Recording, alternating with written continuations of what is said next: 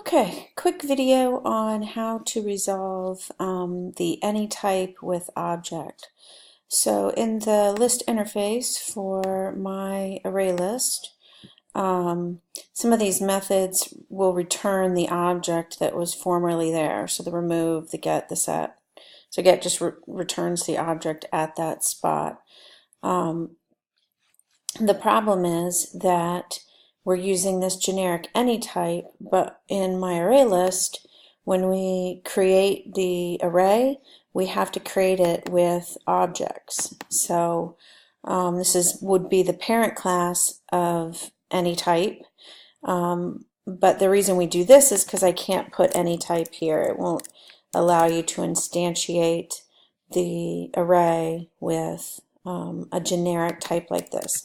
So we make the array with objects, but we know that when someone uses this, they're going to put some valid object type here in the driver. So in this driver, they put string, and so we know that AnyType becomes a string, and so when we want to remove and all those other things, we want to return a string. So what we can do in here, though, so I have the set here, and I'll go through the set. So the set, of course, is to change the object that is at index with this new object x. So this would be fine to set it, except that set returns the object that used to be at this spot. So I'm going to need to store that and return it. So there's a couple ways to do it. So I'll show one way. So I can make an object. This is the old object that was in this spot.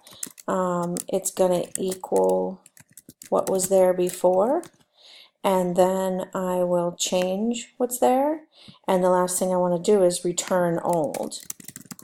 Now if you leave it just like this, it's going to have a problem because old is an object and this is an AnyType. So we can see the compiler error. Object can't be converted to AnyType. So then you're like, oh, okay, well, I'll make this AnyType. Well, then it has the same problem, is that this is an object, capital O object, and it doesn't like you putting it in there. So you'll still get an error. So the way to resolve the error is to cast. So I can either cast here. So I take that object, I cast it as an AnyType, and then put it in the variable and return the variable. Or I could have casted it before I returned it. Cast it before I return it. So that should work as well. Now that works, except it kind of gives me this warning. It's saying, you're casting something without really checking to make sure you can do that. So there's all kinds of things you can look online for why that happens, and this is one solution to it. It's one of many, and for this level of class, this is sufficient. So we can suppress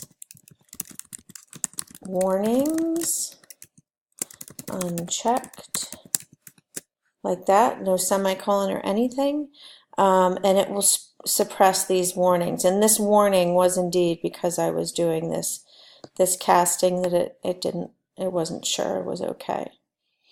So that is the way to work around this object AnyType. You certainly don't want to be changing this to be object. We need to be using the list interface as it was given to us. So after this, I guess you have to do the throw exception.